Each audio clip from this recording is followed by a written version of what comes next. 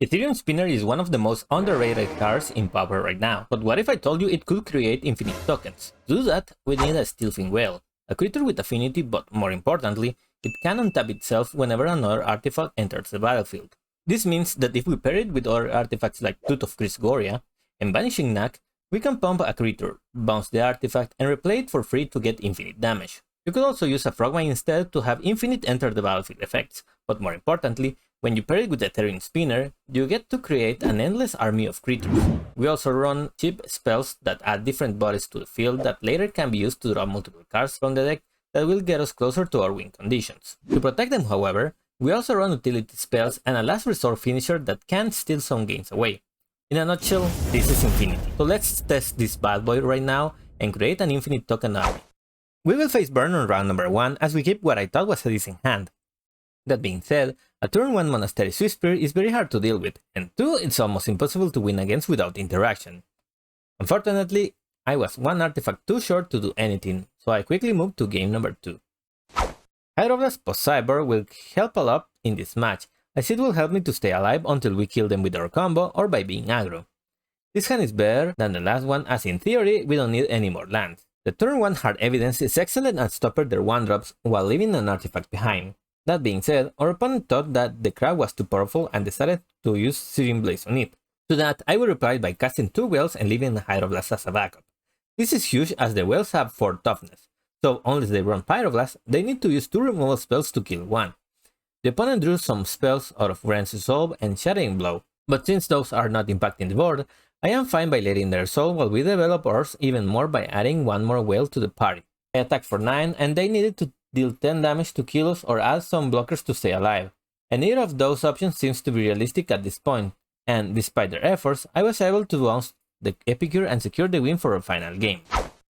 Despite being on the draw, this is a strong hand, so we have to keep it. They play a turn 2 Keswick Frame Breeder, and I immediately have to kill it, as otherwise it will become too much of a problem for me to handle. I attack with the whale and play an artifact post-combat to untap it to use it as a part of the combo cost along with the other creatures. This revealed a Thought Cast and an extra Ornithopter that enabled my whale to get untapped while holding a second Hydroblast for the next turn. I decided that countering the Shattering Blow was good as I don't want to lose any lands, and I hope to resolve a Etherium Spinner soon. Now, with the Frogmite in hand, it's just a matter of finding a third land to go infinite on their turn after, but since my opponent chained way too many burn spells, I need to raise them instead, so casting the Frogmite is critical. I bounce their creature end of the turn, and now I can deal more damage to them while also drawing some extra cards out of Meeting of Minds. They replay the Keswick Frame Breeder and cast Race to kill my land, but apparently they forgot about Welding Jar, so I could follow their plans for this turn, bounce their blocker once more and swing for lethal. For our next game we face Ohrzov Ephemerate, and this hand is 1 creature short of being excellent, so we keep it. We found our trusty whale and passed the turn, but unfortunately they used removal as sap on it. Still, we found our Hard Evidence, and with it we draw 3 extra cards this turn and reveal a second Frogmite that will start pressuring their life totals. I attack with both next turn, and since I found an Etherium Spinner and a Frogmite, I decided to wait to cast the latter to get the extra 1/1 Topter, which will be helpful later.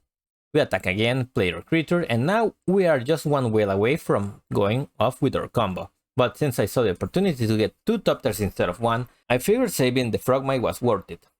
They play a couple of creatures and pass the turn, and now I decided to attack with everything, as if they choose to block the spinner, I can use the Welding Jar to save it. Unfortunately, the Sky Fisher is a creature my Topter tokens can't get around, so now I have to wait until I find a Rites of Initiation or a whale and Vanishing Knack to go infinite. Meanwhile, my opponent found a second big flyer that will be hard to beat, but our deck replied by drawing 6 more cards on our turn, and 2 of them were the whales, meaning we were now 1 Vanishing Knack away from taking over the game. Still, Ephemerate into a second Vampire Sovereign is a tough pill to swallow, as it's an 18 damage life swing, but once again our deck will not let us die easily. We managed to chain multiple cards or spells until we'll find our Vanishing Knack, and now we will target our whale to bounce our Frogmite and create an infinite army of tokens. But that's not all. Since this combination triggers twice per interaction, I can bounce an extra target, meaning I can start bouncing their creatures and clear the path for victory on my next turn. 1 eternity later. They let me do the whole combo until I had enough and I passed back the turn. As expected, after seeing that, they just scooped the game. For sideboard, I kept a similar hand, but I added a few more counterspells to protect my cards against their hate, especially Dust to Dust, as it would be their primary win condition. Since I only had one blue source, I decided to keep up the counterspell until I found a second one, and I wanted to use something other than my Lotus Petal as it's a one-time use only. After finding a second blue source, I decided to cast it to set up for a Etherium Sculptor combo next turn, if I could find a Frogmite. They found their Dust to Dust, but it doesn't matter as much as I have all the pieces I need to go off, and also have the second Lotus Petal in hand that can act as a land. So I untap, and with the help of Shard Discovery, I got access to 2 Frogmites, and went infinite on the spot in the hope of winning the next turn. And we got hit by an Ohrzov Ephemerate. Yup, plan failed. Despite this, I played a few more turns, but they started to change more value spells. And at that point, it was pretty much an unwinnable battle, so we moved to our final game. The game started like others, but I got a few ways to raise them, and some counter spells I could use to slow down their plans and protect mines. One thing to note is that their first creatures are small compared to ours, so creating pressure with our whale and our frogmites will be the key to winning this game, as it makes a weird way of pressuring them. If it weren't for the revoke existence I neglected to counter, I would have been able to deal a lot of damage with them with Rites of Initiation. But since that chip sailed a long time ago, we will just keep beating them out with our already solid board. A 4th Frogmite was ready to kill them next turn, and if they tried to use Dust to Dust, turn assign will prevent their plans from succeeding. It was just a matter of bouncer their creature and swing for the win to steal the match. Next up, it's an exciting game against Rakdos Reanimator. It's funny because we both are combo decks that aim to end the game in a flashy way. Still, their combo involves reanimating an All-Amount Crusher to the battlefield as early as turn 2, but our only removal spell, Vanishing Knack, deals with it very cleanly. Now, they managed to do that, but I decided to wait till their turn to bounce it, as they could discard it again on their main phase, reanimate it, and give it haste with Bitter Union. The drawback is that if they have removal, I got screwed, but it was a chance I was willing to take. Then got punished, and on my turn I was able to channel multiple spells to add a few more bodies to the field, but more importantly, to set up the kill with Rites of Initiation on the next turn. They managed to play Goliath Paladin and got the initiative going, but in my turn I drew an extra card from the clue token, attacked with everything, and gave +5/+0 to all my creatures, which was more than enough to steal the game. After sideboard, some more counterspells should be enough to take control of the game and slow down our opponent's plans. However, that's easier said than done, as our opponent could resolve a turn 3 Goliath Paladin and take the initiative. To that, I was able to add enough artifacts in the battlefield to play the Frogmite and the Steelfin Whale to cast a Meeting of Minds, while keeping up a Hydroblast. Unfortunately, they played a land and pass, and after drawing some more cards, I decided to sacrifice the Frogmite to steal the initiative and stop their momentum.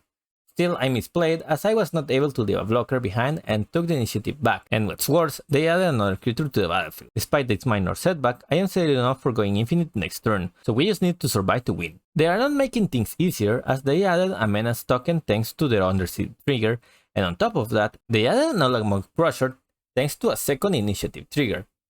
To make matters worse, they gave haste to the party, threatening a kill if I was not careful with my blocks. I managed to survive at a 3 life and also kept the necessary board pieces to go infinite this turn, and as it happened against the Ohrzov opponent, I was able to create an endless army of creatures, but before I was able to bounce all of theirs, they promptly conceded. Thank you so much for watching. If you found this video interesting, do me a favor and hit the thumbs up button below.